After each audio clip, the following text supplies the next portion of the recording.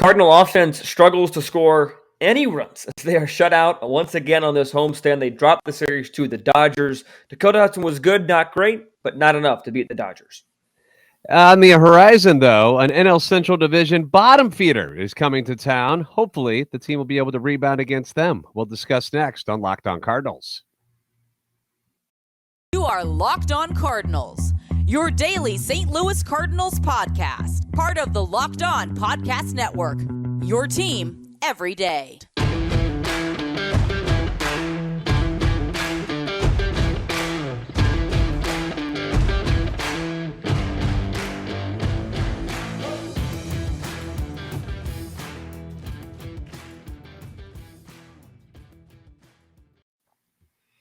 Happy Friday. It is Friday, July the 15th. I am Lucas Smith. That's JD Haffron over there. Welcome to Locked On Cardinals podcast. Thank you for making Locked On Cardinals your first listen of the day, each and every day, Monday to Friday.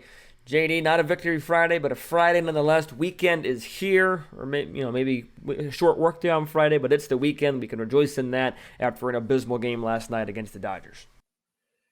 Yeah, there wasn't much to cheer about. It was a tough one, man. They took it on the chin. You were hoping to get just anything offensively, but it wasn't meant to be, apparently, and they fall to the Dodgers, lose the series. Yeah, the Cardinals scored 7 and 6 runs respectively in the first two games, and we know the theme of the feast or famine has been there all year. I guess it just didn't expect it to come back again last night, lose 4-0. You saw Dakota Hudson do some good things, which we'll discuss a little bit throughout the show. So, got to talk about that game first, but a chance against the Reds this weekend. I know the Reds just beat the Yankees last night and won that series 2-1. How crazy was that? Jeff Carr, I'm sure, and Steve of Locked On Reds are ecstatic right now. But the Cardinals will have a chance to take advantage of them. But, I mean, really, you mentioned not a lot to cheer about. But the only thing to cheer about yesterday was Juan Yepez's throw from right field. Other than that, a pretty slow night offensively for the Cardinals. Yeah, there wasn't a lot going on here. I got a secret for everybody out there. The Dodgers are good. And honestly, the Dodgers are better than the Cardinals. It shouldn't have been a secret. I feel like sometimes as Cardinals fans, we think the team is better than everybody else's, and it's really not the case. The Dodgers are a better team. The Cardinals can be competitive. And yes, they probably should have won 2 out of 3 here, but the Dodgers won 2 out of 3. The Dodgers did come back from 5 down on Tuesday and almost win. They come back from down 6 on Thursday or Wednesday to down 6 to win. And then tonight or last night, it was an all-around effort of pitching, defense, hitting. It was a complete package in a sound victory over the Cardinals, who didn't even sniff home plate, were shut out by a quirky left-hander who is now 10-1 on the year with an ERA under 3. Pretty dominant. I mean, you were really a slight positive maybe is you made Craig at Kimbrell throw some pitches. He threw 26 last night. So that it's a little bit of a positive, I guess. Albert had a nice at bat, but overall, you see Tom Yepez go 0 for 4, Pujols 0 for 4, ONeal 0 for 4 in his return with a couple of strikeouts. Yepez works a walk, but also strikes out once. Donovan 0 for 2, he walked once as well. Kisner, Gorman was a pinch hitter, bunch of zeros. The only men with hits were Dylan Carlson, 2-hit night. He's still quietly getting hot a little bit. Nolan had 2 hits. His average is creeping up there towards 300, and Goldie with the hit as well in that 9th inning. But overall, just a really bad offensive night. These games are going to happen, but from an optimistic standpoint, rather, JD, you mentioned it. The Cardinals had 2 out of these 3 wins in the bag, and they just were not able to come through. Yeah. So I think it really shows a huge weakness in this team right now, and that you can't rely on guys like Drew Verhagen and TJ McFarland, even though that they were solid tonight. But the bullpen is weak. It's depleted. If you want to be really optimistic, you could say, they can reset during the All-Star break. But I think realistically, this bullpen needs some upgrades. Would you agree? I would. Does it need an overhaul? I don't think so. I think a lot of it might be just fatigue at the end of the first half of the season because, early in the week, we're talking about how great they've been and how they hadn't given up any runs. And then, you just had an unfortunate situation where you kind of painted yourself in a corner, and it was something that we talked about when they made the change to put Jordan Hicks as the starter that night. We're like, well, that's great if he comes out and he gets through a couple of innings throwing a low number of pitches. But what happens if he doesn't? What happens if we get the starting Jordan Hicks, who has struggled and has thrown a lot of pitches in the early innings? And that's what we got. And it just kind of ruined everything for the rest of the Dodgers series, is how you wanted to plan the use of your bullpen. You lost Helsley, who couldn't go, and then obviously you didn't need him last night. So he should be ready to go for the Red Series. Mm-hmm. I don't know. I mean, you lose 2 of 3 against a great team. You can think about it and ponder, oh, we should have done this, should have done that. But in all honesty, you got to learn to move on from these things, and you just have to go to the next series where you've got a team coming to town that is feeling pretty good about itself right now. The Cincinnati kidding. Reds, they might be a last place team and had a really, really bad start, but they're starting to feel themselves a little bit. They're starting to get a lot healthier, and you need to worry about them now. The Dodgers are gone. They've left town. They're not here anymore. Okay. The Cincinnati Reds are here, and that's what you got to worry about next. Yeah, there's no doubt about that. We'll discuss that in a little bit. But I want to talk about the offense just a little more in particular for just a moment. I want to start at the top. Tommy Edman, hitless again. He's hitting 185 in his last 7 games. His last 30 games, he's hitting 207. He's struck out 4 times in the last 7 games. His season OPS has dipped below 700 at 692, 255 the average overall for Tommy Edman. I understand he's one of the best defensive players in all of baseball. He steals bags. But when you're not getting on base, and Tommy Edman right now is plain and simple not getting on base enough, his season on base percentage is .318. That's just simply not enough. Yeah. He's just struggling at the top, and I think that's where it starts. It sounds kind of simplistic to say when Tommy goes, the Cardinals go, but it's really, really true, in my opinion, that Tommy Edman can be the catalyst for this team at the top of the lineup to get guys like Goldschmidt and Arenado at the plate with runners on base. Because two-run home runs are going to kill you a lot more than solo shots will. So if Tommy can get on and cause chaos in these different things, I just think, other guys down in the lineup are just going through it. They'll be fine. But Edman has been slumping for some time now, and I think that can be a big correlation. You can basically draw 2 points. The time Edman starts to struggle, so do the Cardinals. And I think that we're starting to see that become more and more the reality. He's really important to this team, and we're seeing how important he is as he struggles. The Cardinals continue to struggle to hit.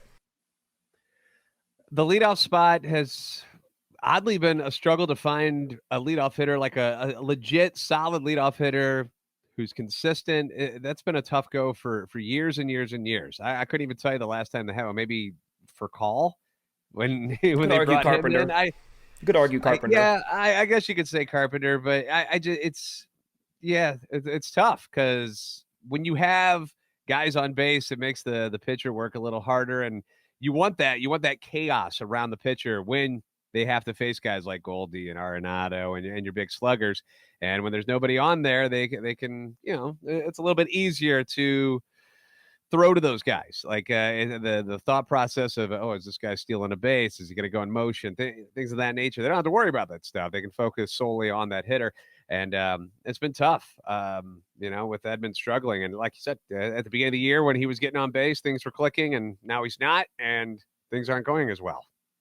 So I think, there's a really good argument to say that he's the key, right? Because you're going to have Goldschmidt be Goldschmidt, Nolan be Nolan. Other guys are going to fill their roles. But Tommy Edman, who is so valuable to this team and somebody that I'm a huge fan of. You look at his season or his career numbers. He's hit 300 at the major league level before in 2019. So he is somebody that has been there, done that. Remember, his big rookie moment came in Seattle that year. So this is somebody that has had a lot of success at the major league level. It just hasn't been consistent success, right?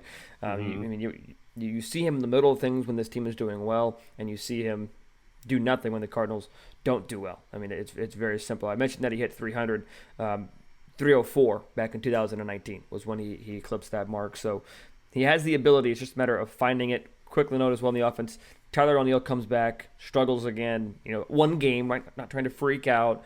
It was nice having him in left field tonight, but maybe not the one game return you would hope for. Hopefully he gets some more opportunities this weekend. Yeah, I mean, you don't expect him to come in. I mean, you want him to, but you don't expect him to come in and, go 3 for 4 and just start hitting the ball over the wall right away. He'll get there. I have faith in Tyler. I think he's going to be fine. He's dealt with injuries throughout the beginning of the season, so it's been hard for him to get some consistency going. So hopefully, I'm looking for that on the back end in the second half after the All-Star break. Hopefully he can get right in this next series, but I'm not going to lose my mind if he does go like 2 for his next 17 over this next series. I'm not going to freak out yet. If we start talking about mid-August and he's still struggling like that, then we got some problems. That we will, because he is somebody as well that needs, we talk about Tommy Edman at the top of the lineup to start things. ONeal needs to be that protection behind Goldschmidt and Arenado. Yeah. He needs to have that. The Cardinals need to have that third guy in that lineup to hit. You mentioned the next series. Yes, it's against the bottom feeder Reds, but the Reds just beat the best team in baseball 2 out of 3 times. So it's not going to be an easy time necessarily this weekend for the Cardinals. JD and I will discuss in just a moment. But whether you are ready to pop the question or you're just wanting to celebrate a milestone moment, maybe both, you can find jewelry as unique as your significant other with the modern convenience of online shopping at BlueNile.com. Blue Nile has simple online tools that let you choose the perfect diamond shape, size, and clarity, as well as the setting style. Each ring is one of a kind. Blue Nile's bench jewelers will handcraft her perfect engagement ring. It'll be perfect because Blue Nile's handcraft jewelers will do it just the way you like it. But if you're looking for fine jewelry and having trouble choosing, I'm right there with you. Blue Nile has a jewelry expert on hand 24/7, available via the phone or chat function to help you find a memorable gift at every single budget. So don't worry, chat with Blue Nile, they will help you out. Make your moment sparkle, whatever that moment is, with fine jewelry from BlueNile.com. Locked On Sports listeners, that's you, get a $50 off purchase of $500 or more. This podcast exclusive includes engagement. You can use code LOCKEDON, LOCKEDON. That's code LOCKEDON. Plus, every order is insured, ships free, and arrives in discreet packaging. They won't give away what's inside. Shop stress-free and find your forever peace by going to BlueNile.com today. Cardinals and Reds, a rivalry as old as Brandon Phillips starting a brawl with the Yadier Molina. As the Reds come back into town for a weekend set. Hard to believe, JD, that the All-Star break is already almost here. In just 3 days it's coming. Reds coming to town. Homestand, 3-4 homestand so far. Trying to right the ship this weekend. Yeah, Reds have had a tough go this year. It hasn't been easy for them. And, well, you know it. Right before they come to St. Louis again, they start to warm up a little bit. They sweep the Tampa Bay Rays, and then they win 2 out of 3 in New York against the Yankees. And honestly, they could have swept them. They could have swept the Yankees. They could have won 6 straight against the best division in baseball in the AL East. Okay, they could have went through the Rays and the Yankees. And if you want to know what the key is to defeating the Reds this year, it is get to their bullpen. All right, that's what you need to do. Get to their bullpen. They've got all the rookies are set to start in this series against the Cardinals. You'll have Hunter Green tonight, who at moments, like he was very good against the Cardinals earlier this year. He has moments of dominance, and then there's times where he lays a fat one over the plate, and you can hit it a long way off of him. So you've got to most definitely make him throw strikes to you. Don't start chasing anything, but if you get to their bullpen, that's where you can beat the Reds. Okay, and they are getting healthier. They got guys like Tyler Naquin has come back. Joey Votto is now back. A lot of these guys' numbers look terrible, but most recently, they've been a lot better. They're putting together good at-bats. Tyler Stevenson is back at catcher for them. I mean, they're getting all these guys back, and they've hardly had that lineup in full at all this season. Jonathan India's back at the top of the lineup. So they're not somebody you could just walk over just because their record looks like they're a bunch of scrubs, because they're not right now. This is their actual team is finally together, but their bullpen still sucks. So get to the bullpen. You'll find success there, Cardinals. The bullpen is key. It's all about timing, right? Timing. And right now the Cardinals are facing Reds at an inopportune time, if you will. I think a big knock against the Cardinals this season is that, you can beat up on the Reds and Pirates. So what? Beat the Braves and Dodgers, and we'll talk. And the Cardinals did not beat the Braves or Dodgers very much. They lose both those series, the Braves being a 4-game set. So I think that the Cardinals are really in a situation this weekend. Maybe you disagree with it. I think they're in a lose-lose situation going into this weekend, because either A, you win the series 2 out of 3, or you sweep, and people say, so what? You've done that all year, beat a good team. Or you lose the series because, as you mentioned, they're playing really good baseball right now, and people say you can't even beat the Reds. And not that everything has to be about pleasing the fan base or pleasing people. I'm a people pleaser. That's where my mind goes. But still, I think the Cardinals, no matter what happens, no matter what we talk about Monday morning, on the episode on Monday, it's going to be something negative, or it's going to be something that's not enough. Because even if they win the series, it's going to be that question, well, you didn't beat the Phillies very much, you didn't beat the Braves hardly at all, and you didn't beat the Dodgers. Those were the 3 winning teams that you needed to step up against, and you didn't. So this series win means nothing. When in reality, it means something because every game counts. I know that it's 162, but every game does count. I just think that the Cardinals need to make a statement this weekend. There's an argument, too, though. I want to ask you this question, JD. If the Cardinals lose this series, does that initiate the front office to start making moves to try and maybe not do a whole roster revamp, but does losing to the Reds right before the All-Star break at home, does that kickstart the front office, or do you think it's still just going to be they're in the playoff spot, they'll contend, it's going to be what it's going to be?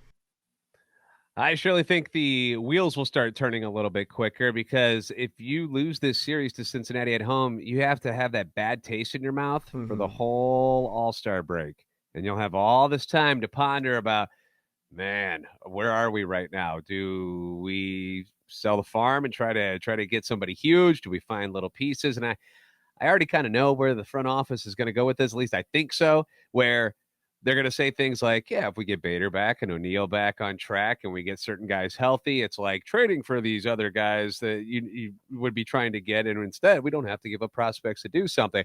I don't necessarily think it's the offense that needs all that much work. I think, and I think you agree with me, you need a starting pitcher, at least one. And if you can add an extra piece to the bullpen when you get that starting pitcher, bonus, because that would just ease things up a little bit. Okay. You're like, you don't want Verhagen out there anymore. Okay. I don't want to see that anymore. Okay. Verhagen's clearly not somebody you can rely on. He hasn't been all season. He doesn't belong out there. He doesn't belong on a contending team. Like, he's not going to be a person in your bullpen. Like, when are you going to trust him to come during a game that's tight? Are you going to bring in Drew Verhagen? Are you really? That's what you're going to do? No. So what's the point of him? Okay, he's not somebody that you can trust that way. Starting pitching wise, you don't know what you're going to get with Flaherty. I mean, I'm saying he's done for the year. I'm just going to pretend that he's out, and you don't have him anymore. All right, don't start wishing that, hey, maybe September. No, just pretend that he's not going to be around. So what do you think about your starting 5 now? Is what Dakota Hudson did last night enough for you to think, okay, he should be our 4 or 5? No. See, you're shaking your head. I don't think so either. I think he's good, and I think he's going to be something that he can be a 4 or 5 for your rotation. But if you have any aspirations of winning a World Series this year, the answer is no. You got to be better than this. What if something happens to Wainwright or Michaelis? You're done, right? Yeah. So you have to go out and get somebody that can be a difference maker, and who is that going to be? What's it going to cost? I don't know. We don't know what the trade market's going to be like just yet, and how expensive these guys are going to be, because so many teams are still in the hunt for that wild card that we could be waiting until that week or almost that day of the deadline before something happens, just because nobody knows yet. You don't know who's going to punt on the season. You don't know if the White Sox, the Guardians, are they still trying? Or are they going to pull back and say, okay, we can start moving something? We don't know yet. So win the series against the Reds. Go into the All-Star break with some momentum. Feel good about yourself, okay? The way you felt in that first game against the Dodgers, you want that kind of feeling again as you riding high into the break. Yeah, because you can be like, all right, I can kick my shoes off a little bit, relax a little bit for these next couple of days, for those of the guys who aren't going to the All-Star game, and maybe not feel so stressed about, oh my gosh, we just lost to the Reds. What has happened to us? Because you just played the Dodgers in a very close series where you should have won 2 of 3. It's not like you got blown out last night, 4-0. It's not like you were embarrassed by them, but clearly they're a better team. You want to be up on that level with teams like the Dodgers and the Braves. Clearly there's a piece or two that is missing from this current roster that you need to add so that you can compete at that level. Because if not, then what are we doing here? We're not trying to win a World Series. We're just trying to, let's get in and just see what happens. I don't like that. I don't like that attitude. I want to win. All right. I want to win the World Series. So let's do that. Let's go after somebody that'll be a difference maker for the starting rotation. Totally agree. You don't see the Dodgers saying we'll get in and we'll see what happens. You see the Dodgers coming off a World Series, appearance, grab Mookie Betts. You see a Dodgers that had, one of the best lineups in baseball last year, grabbed Freddie Freeman. right? I know the Cardinals Yeah. might not have the type of money that the Dodgers do, but they got some prospects they could shop around for to get a Yeah. Lucas Giolito, a Shane Bieber, Pablo Lopez, maybe a Montas if you really want to go really big, right? Like you have the pieces and to do that the capital, if you will, and Yeah. I think that the mindset of get in and see what happens, that'll work out a couple times, right? Like it worked out in 06, it worked out in 11, right? But that's not. I don't think that was the mindset in 06 and 11. I think the mindset even in 11, you saw these moves being made. You saw Jackson, you saw Dotel, Zapchinski, all these things. So hopefully, I hate to root against the Cardinals, but you do wonder if they lose this series, does that kick things into gear for the Cardinals to say, we got to go now? You got to wonder, I sure hope so. If it does happen and they lose 2 of 3, or heaven forbid they get swept by the Reds at home and get embarrassed like that, something's got to change, because Cardinal Nation will be after their heads of the front office and like, come on, guys, you have all this talent. You don't waste Goldschmidt, Arenado. They're not going to be great forever. You've got a window here where they've got the prime of their career still going. But it's not going to be like this. Goldie's 34. He's not going to hit like this for another 6 years. Right. Arenado, the way he puts his body out there, it's not going to last. It never does. Even the PED guys broke down. So it's not going to last. So take advantage now. Go all in, man. Let's see what you got. Absolutely. No question. We're going to break down the pitching matchups a little bit more in depth. You mentioned the Reds got some rookies. The Cardinals have a rookie, Palante, this weekend. Maybe might see Matz as well. We'll give our thoughts on that coming up in just a moment. All right, first let's talk about betonline.net, which is your number one source for all your betting needs and sports info. You can find all of the latest sports developments, league reviews, and news, including Major League Baseball. You've got the NFL camps who are opening up, and preseason games will be starting in the early parts of August. So betting on football, that can be a lot of fun, especially if you're in St. Louis and you don't have a team. All right, go bet on somebody else. Bet against Lucas's Bears, because you'll probably win. Yeah, that's a good bet there. It's a good bet. BetOnline is your continued source for all your sporting wagering information, including live betting, esports, and scores. And BetOnline.net remains the best spot for all of your sports scores, podcasts, and news this season, because it is the fastest and easiest way to check in on all your favorite sports and events, including MMA, boxing, and golf. Head to the website today, or you can use your mobile device to learn more about the trends and action. BetOnline, where the game starts. 7:15, the first pitch for tonight's ballgame. I do want to say real quick, I hate to put you on the spotlight, but you did say if something happens to Michaelis or Wainwright. So if you've got some sage, you need to burn it. You need to do something to make sure that doesn't happen. This rotation cannot afford it. You got the lighter again with you? Got to burn something. I got the lighter. I got a Burger King bag that's got like an old Whopper in it from last night. I can do that if you want. I'll do what it takes, man. I'm a team player, Lucas, so I'm happy to help out in any way, shape, and form that I can. But that would be something else, man. If Waino or Michaelis goes down, at that point, then if you didn't need a starter beforehand, you need one after that fact. But anyways, 2 rookies on the mound tonight between the Reds and the Cardinals. Hunter Green, who you mentioned was very good against the Cardinals earlier this season, but you've also seen him lay an egg earlier in this season. Yeah. Andre Palante coming off a couple of rough starts. One of them, they thought he was tipping pitches. Saturday's matchup I'm excited for, because you got Nicholas Lodoto for the Reds, who is a pretty highly touted prospect, rookie. Yes, yes. Miles Michaelis, got the stash, got the sage, going on the mound, looking to get his record back to 500. Then Sunday, Aaron Ashcraft gets the ball for the Reds, and hopefully we see Steven Matz on the mound for the St. Louis Cardinals on Sunday. That's the plan as of right now. If not, likely we'll see Liberatore, or God forbid you see another bullpen game. But despite 3 rookies for the Reds, and despite the way the Cardinals have been playing in the last week or so, under 500 homestand, I feel pretty good about who's pitching this weekend for the Cardinals. I don't think Palante is going to have 3 clunkers in a row. Obviously, you like Michaelis, and I'm excited. Maybe the expectation we can talk about, but the excitement level for Matz is there. Excuse me. So you got to feel good about the Cardinals pitching going into this weekend.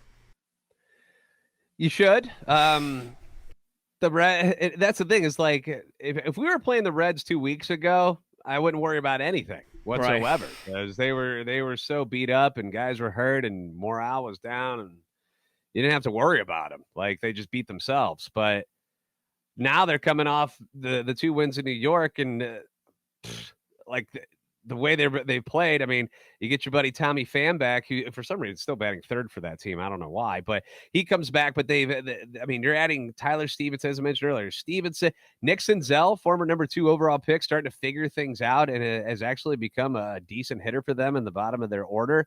Jonathan India, who was a rookie of the year last year in the National League, starting to put some good at-bats together, starting to get his confidence back up. Drury is somebody that came out of nowhere for this team. I don't know if you saw the stats for Brandon Drury yet this year. It's shocking that he's not on the All-Star team with these numbers. He's got 18 home runs, and he's got 51 driven in this year, and he's batting .279. Do you know why he's not on the All-Star team? Because he plays for the Reds. Because he plays for the 34 and 55 Reds. That's why.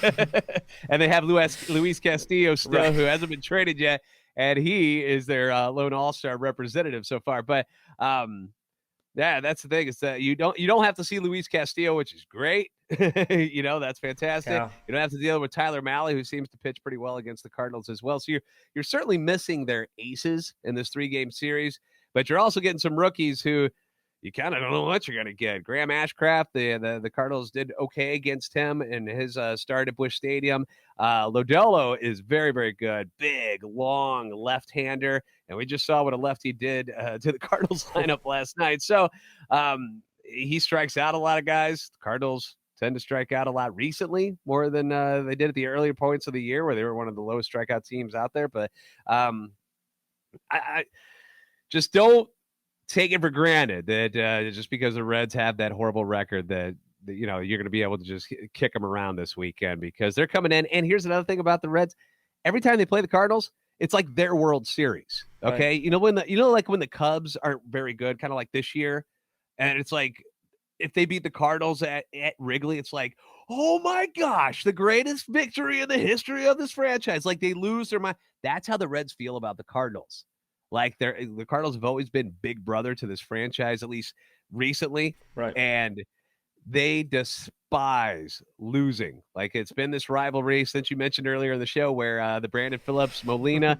I'm telling you, dude, I was at that game and everybody is nice to me in a Cardinals uniform until that brawl happened. Yeah, and now I'm treated like the biggest a-hole on the planet when I walk into that stadium with any sort of Cardinals gear on. So this is a big deal to them. Okay, so the Cardinals have to match that level of intensity this weekend because the Reds aren't going to be pushovers. They're going to bring it.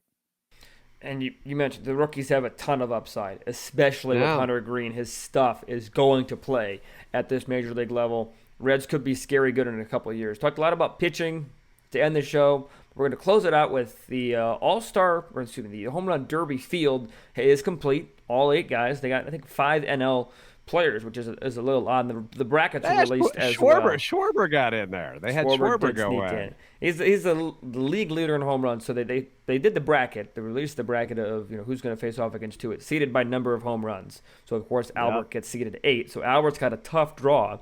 He'll be facing Schwarber. Pete Alonso, 2-time defending champ, will be facing off against Ronald Acuna Jr. Division matchup there. Corey Seager, the former Dodger, will face off against the future Rookie of the Year and maybe MVP candidate Julio Rodriguez. Yes, you heard that right. And then Jose Ramirez versus Juan Soto in the 5-4 matchup, Soto being the 4. Tough draw for Albert, man. Tough draw facing Schwarber. The disrespect of putting Pujols at 8 with his, 6 home runs this 5 year? or 6, I get it. Yeah, I get it, man. Yeah. He's there for fun, and I don't see him moving past Schwarber, but I've been wrong before because last year I thought Shohei was going to destroy everybody. I thought Joey Gallo was going to be real good, and they both stunk. So I have no idea who to bet on. I mean, I guess it would be Alonso because he's obviously proven he's awesome in this competition, but who knows what's going to happen, man. It's just going to be cool to see Pujols out there having some fun.